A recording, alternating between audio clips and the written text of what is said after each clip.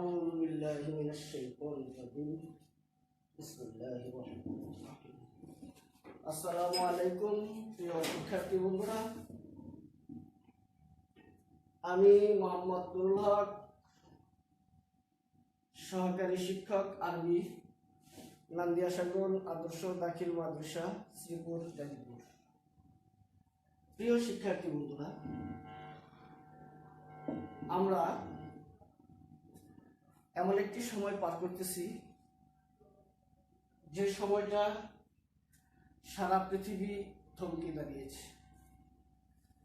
সারা পৃথিবীতে শিক্ষা ব্যবস্থা একেবারে নাজুক অবস্থায় যখন পরিণত, সেই সময় বাংলাদেশ সরকার সিদ্ধান্ত নিয়েছে সকল ছাত্র জাতি শিক্ষায় অংশগ্রহণ করতে পারে। অনলাইন ভিত্তিক শিক্ষা ব্যবস্থা, আমরা সেই অনলাইন ভিত্তিক শিক্ষা ব্যবস্থায় এখন অংশগ্রহণ করেছি। আশা করি তোমরা যে যেখানে যে অবস্থায় আছো ভালো আছো, সুস্থ আছো। আমিও ভালো আছি, সুস্থ আছি। তোমরা যে যেখানে যে অবস্থায় অবস্থান করতেছো, আশা করি আমাদের এই পাঠ দেখে শুনে উপকৃত হবে এবং তোমরা অত্যন্ত মনোযোগ সহকারে সেই ক্লাসগুলো দেখবে এবং শুনবে। এবং আরবি সাহিত্য যেহেতু কমিউনিকেটিভ পদ্ধতিতে পড়া হয়, এই জন্য তোমাদের বইটা সাথে রাখতে হবে।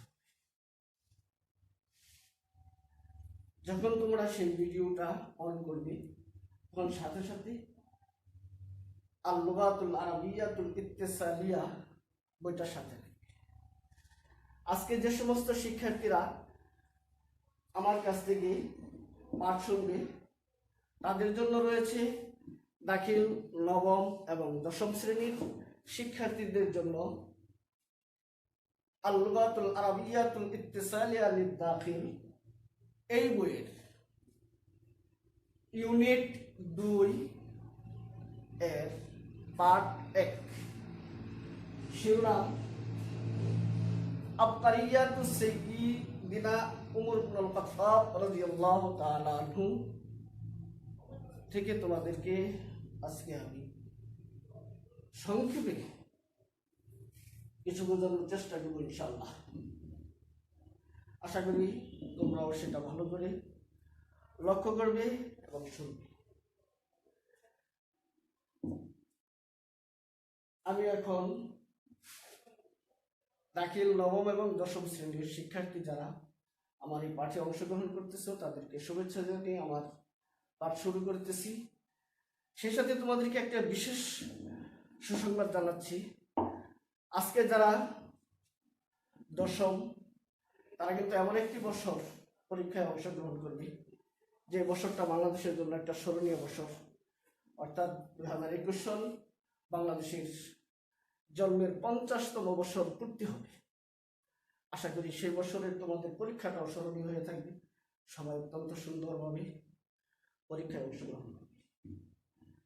যাই হোক, আবকারিয়াতু উমর, আবকারিয়া, আমি শব্দের অর্থটা আগে বলে নিচ্ছি শিরোনামের।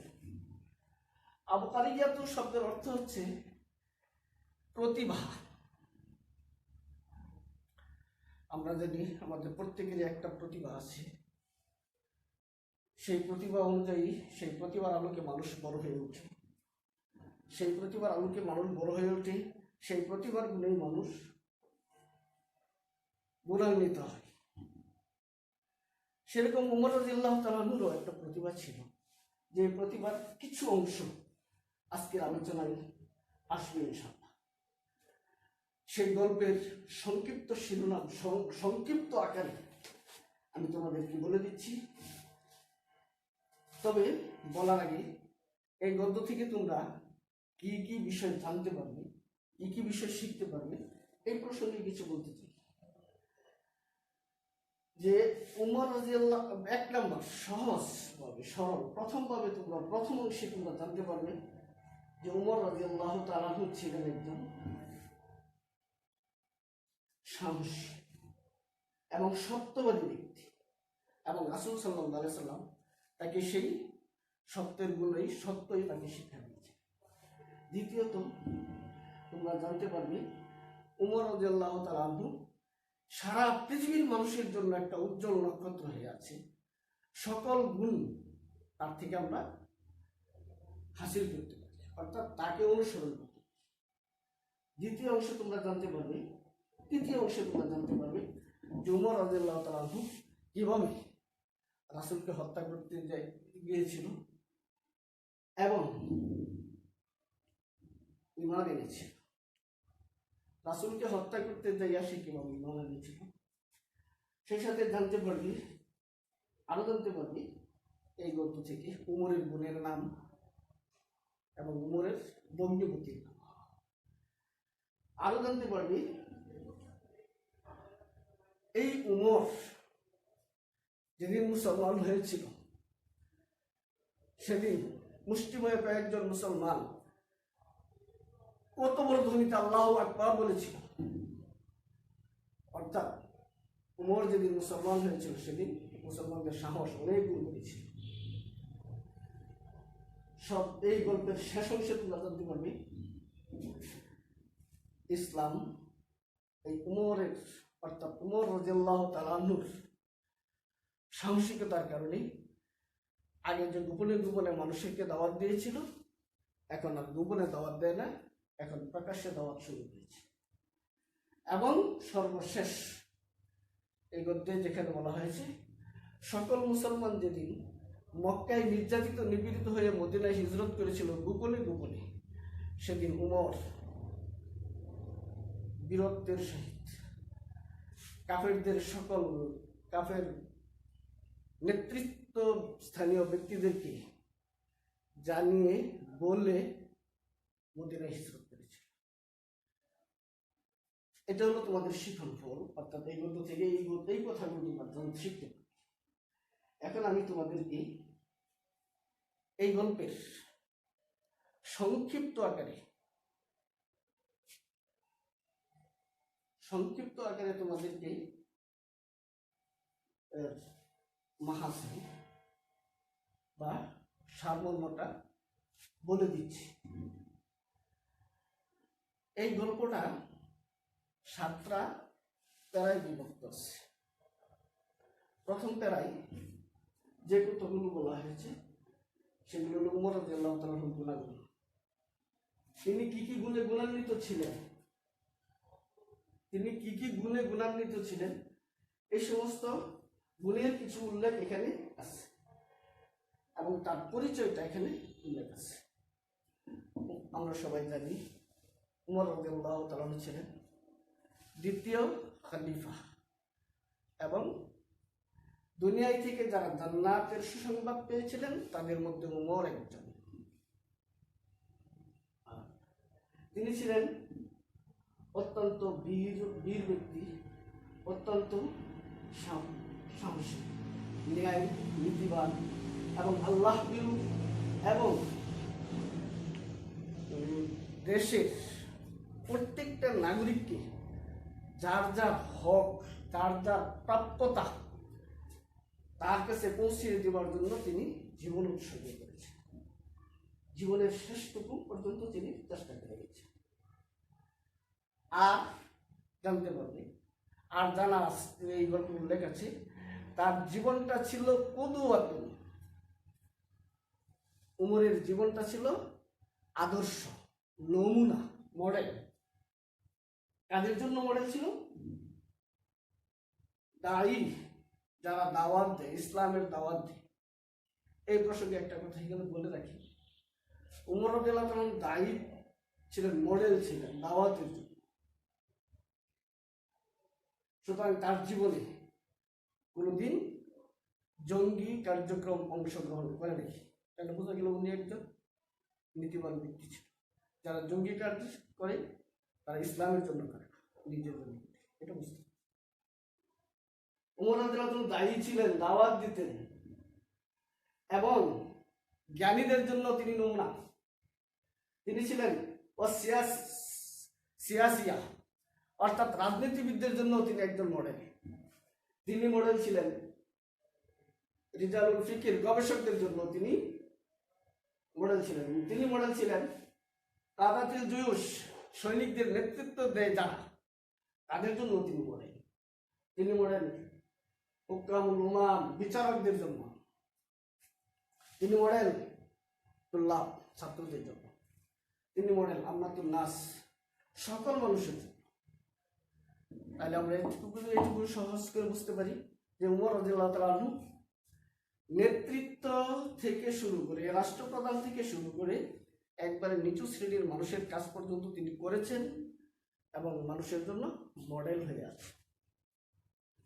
পরের অংশে আসছি, যেহেতু এখানে একটা দোয়া করে নিই, যে উমরের জীবনী থেকে আমরা শিক্ষা গ্রহণ করি এবং তার মতন একটা জীবন গঠন করি।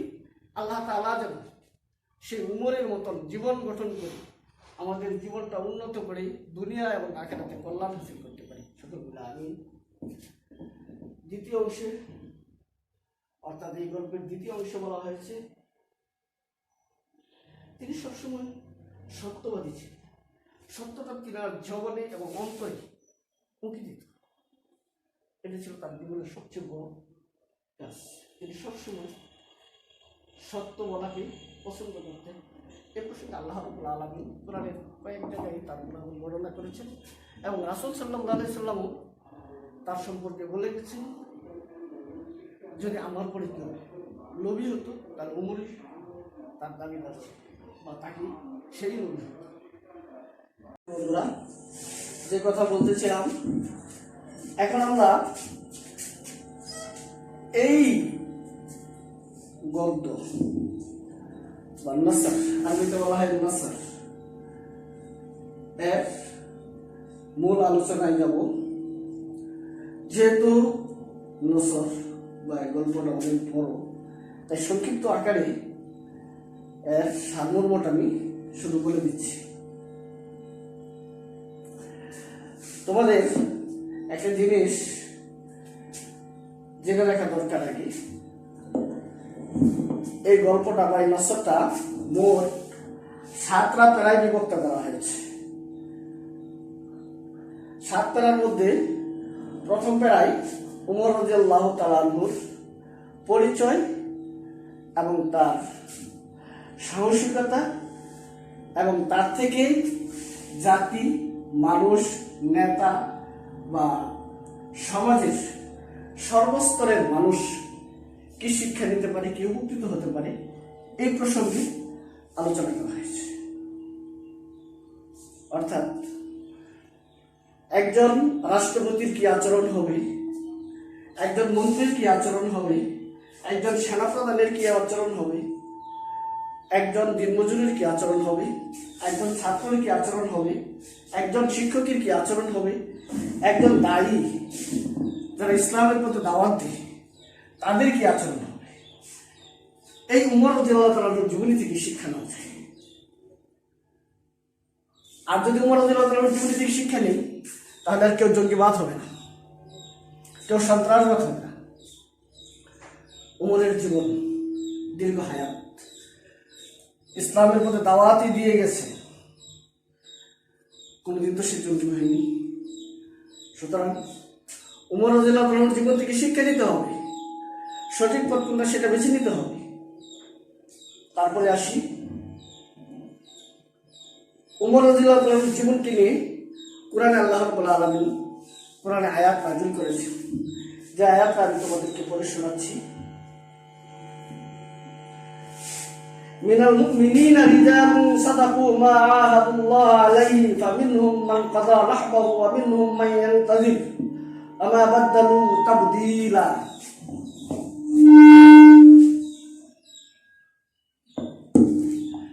এই আয়াতটার মধ্যে আল্লাহ রাব্বুল আলামিন উমর রাদিয়াল্লাহু তাআলার প্রশংসা করেছেন।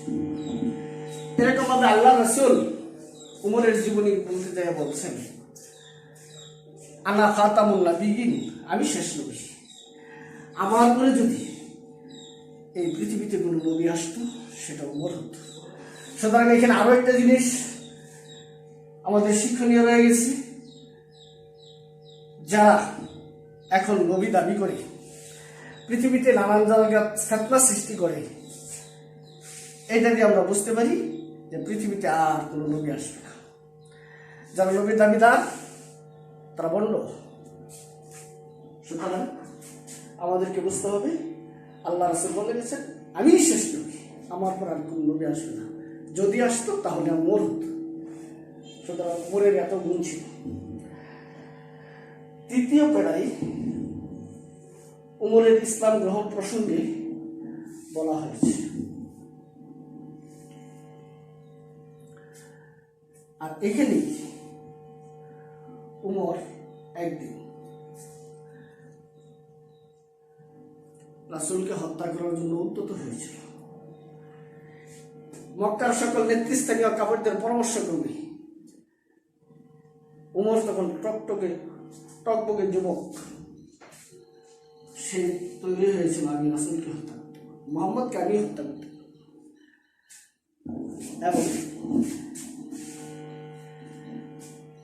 সেই সুবাদে সে উমর রাসূলকে হত্যা করার যে দায়িত্বটা নিয়েছিলেন, সেই দায়িত্ব পালন করার জন্য উমর যখন তার তলোয়ারটাকে শালিত করে উলঙ্গ করে রাস্তা দিয়ে যাচ্ছিল রাসূলকে হত্যা করার জন্য, তখন রাস্তায় এক সাহাবীর সাথে দেখা হলো। যে মুসলমান হয়েছে উমর কিন্তু জানে নাই সে যে মুসলমান। সে উমরকে প্রশ্ন করে, এ উমর কোথায় যাচ্ছ? উমর আশ্চর্য হয়ে জিজ্ঞেস করে, তুমি কি সেই দলে যোগ দিয়েছ? কারণ তুমি আমাকে বলো কেন যে বনি মুত্তালিব আমাকে ছাড়বে না? সে বলল, না ভাই তুমি যাও, তবে নিজের ঘর আগে সামাল দাও। এটা আবার কোন কথা? হ্যাঁ, তোমার পরিবারের সদস্যরা মুসলমান হয়ে গেছে, সেটাকে ব্যবস্থা করো। কে সে? বলো তোমার বোন ফাতেমা এবং তোমার ভগ্নিপতি সাঈদ বিন যায়েদ। উমর অত্যন্ত রাগান্বিত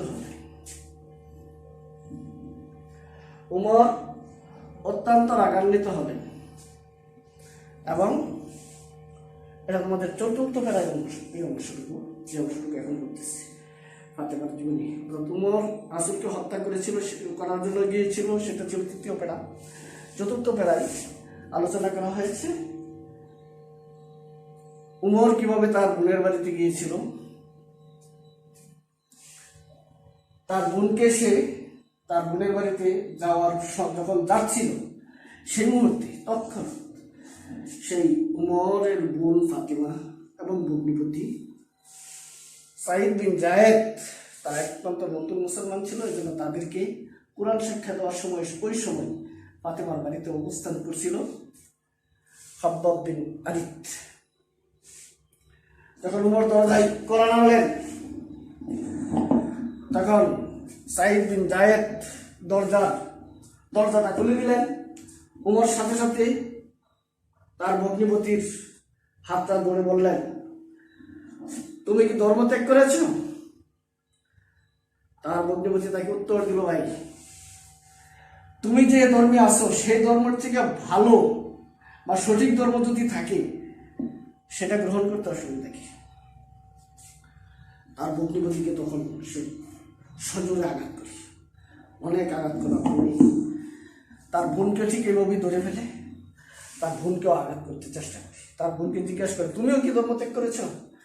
তার বোন একই প্রশ্ন, তুমি যে ধর্মে আছো সে ধর্মের থেকে ভালো ধর্ম যদি থাকে সেটা গ্রহণ করতে সমস্যা কোথায়?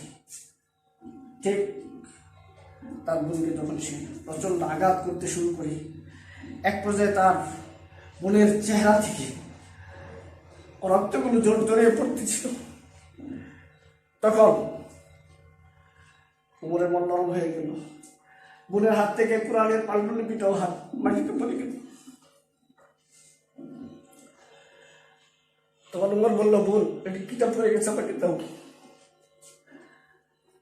তারপর বললো, নারী ভাই, এটা আল্লাহর কালাম, এটা হাতে ধরা যায়, তোমরা কাফের।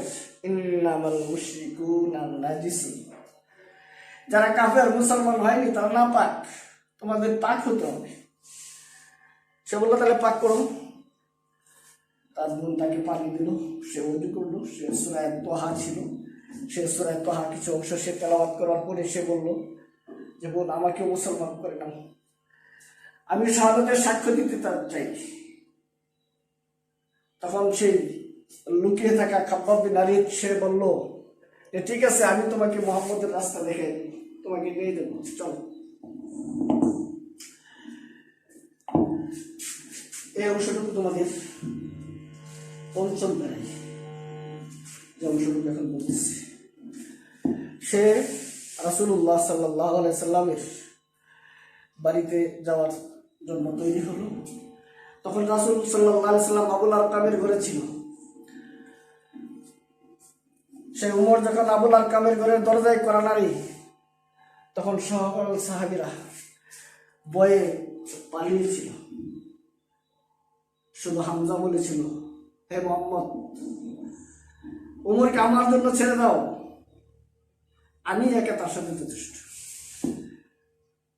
রাসূল বলল, চাচা, আপনি আসেন, আমি দেখি উমরকে। যখন রাসূল দরজাটা খুলে দিলেন, খুলে দিয়ে উমরের হাতকে ধরে বললেন, হে উমর, এখনো কি সত্য বোঝার সময় হয়নি? উমর তখন রাসূলকে বলে, আমাকে আগে শাহাদাত পড়ান, আমি মুসলমান হই। তখন উমর বলে ওঠে, আশহাদু আল্লা ইলাহা ইল্লাল্লাহু ওয়া আন্নাকা রাসূলুল্লাহ সাল্লাল্লাহু আলাইহি ওয়াসাল্লাম। তখন সকল সাহাবী উপস্থিত যারা ছিলেন এত জোরে আল্লাহু আকবার বলে দিয়েছিলেন যে সকল কুরাইশবাসী শুনতে পায়। সকল কুরাইশবাসী শব্দ আল্লাহু আকবার বলে এটা শুনতে পেয়েছে। তখন থেকে তারা বুঝেছিলেন যে আমাদের ক্ষমতা, আমাদের রাজনীতি, আমাদের মাতাব্বরি, আমাদের উদ্যত আচরণ আজ থেকে শেষ। তখন উমর রাসূলকে প্রশ্ন করে, হে রাসূল, আপনি বলুন, আমরা কি সত্যে আছি? রাসূল বলল, অবশ্যই। ওই কাফেররা, মক্কাবাসীরা, ওরা কি অসত্যে আছে কিনা? রাসূল বললেন, অবশ্যই ওরা অসত্যে আছে। তাহলে গোপনে কিসের? আমরা সত্য নিয়ে গোপন থাকবো, আর তারা অসত্য নিয়ে ঘুরে বেড়াবে, প্রকাশ্যে ঘুরে বেড়াবে, সেটা হয় না।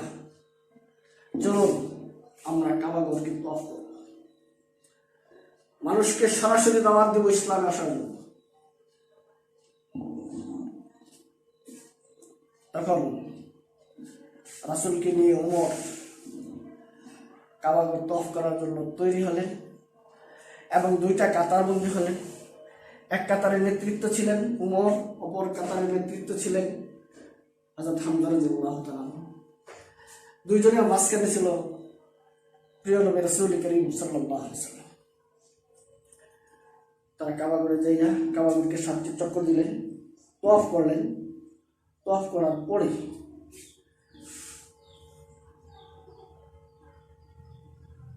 আল্লাহু আকবার দড়ি দিলেন, দড়ি দিয়ে নিজের বাড়িতে ফিরে আসলেন। এই ছিল উমরের ইসলাম গ্রহণের জীবন কাহিনী। তারপরে আসি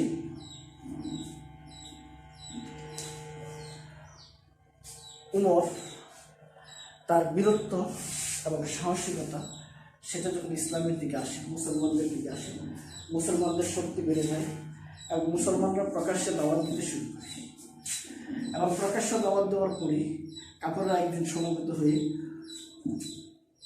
নির্যাতন শুরু করতেই থাকি। এক পর্যায়ে যখন আল্লাহ তাআলা হুকুম করেন, তোমরা এখন আর মক্কা থেকে না, মদিনায় চলে যাও, সেই মদিনায় যাওয়ার সময় সকল সাহাবী গোপনে গোপনে গিয়েছিলেন যাতে কাফেররা দেখতে না পায়। সেদিন উমর বলেছিল, আমি উপরে যাব না। সে তার ধনুকটাকে কাঁধে নিয়ে তীরগুলো, তার কাউসের তীরগুলো তার থলের মধ্যে ঢুকিয়ে শক্ত একটা লাঠি হাতে নিয়ে সে কাবাগর তফ করেন এবং মাকামে ইব্রাহিমীতে নামাজ আদায় করে কাফেরদের হালকায়, অর্থাৎ কাফেরদের যে মজলিসখানা ছিল, বৈঠকখানা ছিল, ওই বৈঠকখানায় যাইয়া তাদেরকে বলে আসি, এই কুরাইশবাসী তোমরা, এই মক্কাবাসী তোমরা শুনে নাও, যারা মার কুলকে খালি করতে চাও, যারা নিজের সন্তানকে এতিম করতে চাও, যারা নিজের স্ত্রীকে বিধবা করতে চাও, তারা যেন এই উপত্যকার অপর দেশে আমার সাথে লড়াই করতে চলে আসো। সেদিন সেই উমরের চ্যালেঞ্জ কেউ গ্রহণ করেনি। উমর তখন সেই মক্কা থেকে মদিনায় হিজরত করে চলে যায় সকলকে বলে। এই ছিল উমরের সংক্ষিপ্ত জীবনী। এই জীবনী থেকে আমাদেরকে অনেক কিছু শিক্ষা আছে। উমর সে কিভাবে ইসলাম গ্রহণ করল এবং ইসলামের জন্য কাজ করেছে, রাসূলকে সাহস দিয়েছে, সাহাবীদেরকে সাহস দিয়েছে। সুতরাং আমাদেরকে তার জীবনী থেকে, যেহেতু এই গল্পের প্রথম অংশে সুন্দর করে বলা আছে যে উমরের জীবনী কাদের জন্য উপকারে আসবে। এক নম্বরে উপকারে আসবে যারা দ্বীনের জন্য কাজ করে, যারা দ্বীনের জন্য দাওয়াত দেয়, সঠিক পথের দাওয়াত দেয়, তাদের জন্য। অর্থাৎ কোনো প্রকার সন্ত্রাসী করে, কোনো প্রকার বোমা মেরে, কোনো প্রকার জঙ্গি কার্যক্রম করে ইসলামের দাওয়াত উমর রাদিয়াল্লাহু তাআলা যেমন দেয়নি, কোনো মুসলমানও দিতে পারে না। সুতরাং যারা ওই ধরনের পথ অবলম্বন করে তারা ইসলামের দাওয়াত দেয় না, ইসলামের দায়ী নয়। আবার বলেছেন আল উলামা, জ্ঞানীদের জন্য তিনি পথ প্রদর্শক ছিলেন। জ্ঞানীদের কি অবস্থান হবে? সত্যকে সত্য বলতে হবে, মিথ্যাকে মিথ্যা বলতে হবে। এটা ছিল উমরের জীবনী থেকে জ্ঞানীদের শিক্ষা। শিক্ষা ছিল ওয়াসিয়াসিয়াত, রাজনীতিবিদদের জন্য। কারণ উনি রাষ্ট্রপ্রধান থেকে একেবারে মজুর শ্রেণীর কাজ পর্যন্ত নিজ হাতে করেছে। অতএব তার জীবনী থেকে রাজনীতিবিদদের জন্য অনেক কিছু শিক্ষণীয় আছে। আর শিক্ষণীয় বিষয় রয়েছে তার জীবনী থেকে গবেষকদের, তার জীবনী থেকে শিক্ষা রয়েছে সেনাবাহিনীর নেতৃত্ব দেওয়ার, রয়েছে হুক্কামুল উমাম, জাতির যারা বিচারক তাদের জন্য তার জীবনী থেকে শিক্ষা রয়েছে। তার জীবনী থেকে শিক্ষা রয়েছে তুল্লাব, ছাত্রদের জন্য, আওয়ামুন নাস, সাধারণ মানুষের জন্য। অর্থাৎ এই সকল মানুষের জন্যই তার জীবনী থেকে শিক্ষা ব্যবস্থা রয়ে গেছে। সুতরাং আমাদেরকে তার জীবনী থেকে শিক্ষা নিতে হবে। প্রিয় শিক্ষার্থী বন্ধুরা, যেহেতু এই আরবি বই কমিউনিকেটিভ পদ্ধতি, এটা একটা সুন্দর পদ্ধতি, একটা ভালো পদ্ধতি। এই পদ্ধতি যারা আবিষ্কার করেছে, যারা উদ্ভাবন করেছে, তাদেরকে আমার অন্তঃস্থল থেকে অবশ্যই ধন্যবাদ জানাই, সাধুবাদ জানাই। এতে কমিউনিকেটিভ পদ্ধতিতে ছাত্রদের মেধা বিকশিত হয়, প্রতিভা বিকশিত হয়। কারণ এই বইটাই পড়বে সে, তোমরা পড়বে, ছাত্ররা পড়বে, এবং এই বই থেকেই সে প্রশ্ন কিভাবে করতে হয় সে নিজে তৈরি করবে, উত্তর কিভাবে দিতে হয় এই বই থেকেই সে তৈরি করবে। যেহেতু সাহিত্য, শব্দগুলো বই থেকে আনা হয়েছে, শব্দগুলো সঠিক, সহি না মুতাল না মুজাফ, সেইগুলো সে তৈরি করবে। কোন শব্দটা ইসমে জাহের, কোন শব্দটা ইসমে মুশতাক, সেগুলো সে এখান থেকে বাইর করবে। এবং তারকিবে কোনটা ফাইল হয়েছে, কোনটা মফুল হয়েছে, এগুলো সে এখান থেকে বেছে বাইর করবে। এই জন্য এই পদ্ধতিটা অনেকই ভালো। প্রিয় শিক্ষার্থী বন্ধুরা, আমি এখন তোমাদেরকে যে কথাটা জানাচ্ছি, এই তারিকাতু সাইয়্যিদিনা ওমর ইবনুল খাত্তাব রাদিয়াল্লাহু তাআলা আনহু, এটা যে 7টা প্যারা আছে, প্রত্যেকটা প্যারা থেকে আশা করি তোমরা 3টা করে ফেলে মাঝি। প্রত্যেকটা প্যারা থেকে, আমি আবার বলতেছি 7টা প্যারা আছে, প্রত্যেকটা প্যারা থেকে 3টা ফেলে মাঝি, 3টা ফেলে মোজারি তোমরা বের করে নিজের খাতায় লিখবে। আবার বলছি 3টা ফেলে মাঝি, 3টা ফেলে মোজারি। কিভাবে বের করবে সেটা আমি একটু বলে দিচ্ছি। যে শব্দগুলোর শেষে তায়ে তানিস সাকিনা, অর্থাৎ আমরা সহজ ভাষায় যেটা বুঝি, যেহেতু বিদেশি ভাষা একটু সহজ ভাষায় বলি, লম্বা তা সাকিন থাকে শব্দের শেষক করে, লম্বা তা সাকিন থাকে, সেটা ফেলে মাঝি। আর ফেলে মাঝি ফালা, ফাইলা, ফাউলা, এই 3টা মডেল আমাদের সবসময় মনে রাখতে হবে। ফালা, ফালা, ফাইলা, একটু বলতে লিখে দেখাই, দেখো এই যেরকম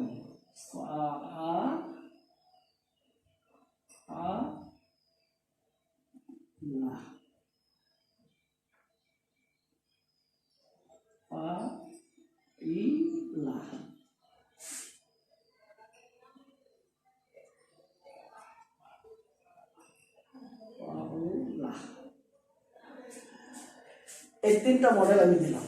এই 3টা মডেলের সিস্টেমে যে সমস্ত শব্দগুলো থাকবে এগুলো সব ফেলে গেছে, মনে রাখতে হবে। ফালা, ফাইলা, ফাউলা, এই 3টা ধরনের শব্দ যত আছে সেগুলো সব ফেলে গেছে। আরো আসো সহজ করে দেখাই, এই শব্দের মধ্যে আরো আছে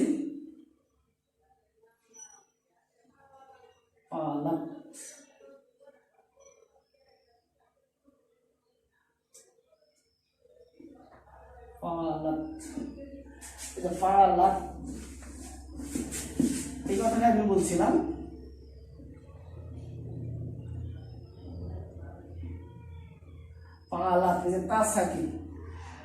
শব্দ যত বড়ই থাকে, শব্দের শেষে যদি তা সাকিন থাকে তাহলে বুঝতে হবে। যেরকম সাতাতাত, সাতাতাত একটা শব্দ আছে, এই ধরনের আরো অনেক শব্দ আছে যে শব্দগুলো ফেলে মাঝি, এগুলো কিন্তু মা,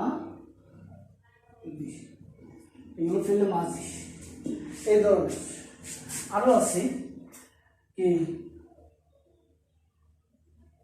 পাল্টা, সংক্ষেপে কয়েকটা উদাহরণ দিলাম। পাল্টা, এই যে পাল্টা, এই যে তা, একটা জিনিস তোমাদেরকে সহজ করে বুঝিয়ে দেই। এই শব্দের, যে শব্দের শেষে এই লম্বা তাগুলো থাকবে, এগুলো সাধারণত ফেলে কি মাঝি হয়ে থাকে, ফেলে মাঝি হয়ে থাকে। প্রিয় শিক্ষার্থী বন্ধুরা, আমার এই লেখা থেকে তোমরা অবশ্যই বুঝতে পেরেছো যে আমি তোমাদেরকে ফেলে মাঝিটা বোঝাতে চেষ্টা করেছি। ফেলে মোজারি সামনে বোঝাবো ইনশাআল্লাহ। আজকের মতন আমি তোমাদের কাছ থেকে বিদায় নিচ্ছি। অবশ্যই তোমরা ফেলে মাঝি এবং ফেলে মোজারিগুলো তোমাদের খাতায় অন্তত 20টা করে, 21টা করে হয়, 21টা করে ফেলে মাঝি ফেলে মোজারে তোমাদের খাতায় লিখে রাখবে ইনশাআল্লাহ। আজকের মতন তোমাদের কাছ থেকে বিদায় নিলাম। তোমরা আমার জন্য দোয়া করবে, আমি তোমাদের জন্য দোয়া করি। ধন্যবাদ সকল শিক্ষার্থী বন্ধুরা, বিশেষ করে নান্দিয়া শাখান আদর্শ দাখিল মাদ্রাসার নবম এবং দশম শ্রেণীর সকল ছাত্রছাত্রীদেরকে আমার অন্তঃস্থল থেকে ধন্যবাদ জানিয়ে, এবং যেহেতু 2021 সন বাংলাদেশের জন্য একটা বিশেষ বছর, বাংলাদেশের জন্মের 50তম বছর পূর্তি হতে যাচ্ছে, এই জন্য সেই বছরটা বিশেষ গুরুত্বপূর্ণ। তোমরা সেই বছর পরীক্ষায় অংশগ্রহণ করতে পেরেছ, তোমাদের পরীক্ষাগুলো সেই ধরনের স্মরণীয় হয়ে থাকবে, তোমরা ভালো রেজাল্ট করবে, এই আশাবাদ ব্যক্ত রেখে আমার ক্লাস আজকের মতো দেখে শেষ করছি। আল্লাহ হাফেজ। ওমা আলাইনা ইল্লাল বালাগ।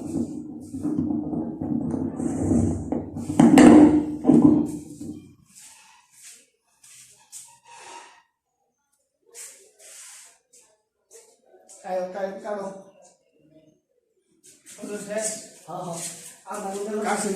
হ্যাঁ, আমরা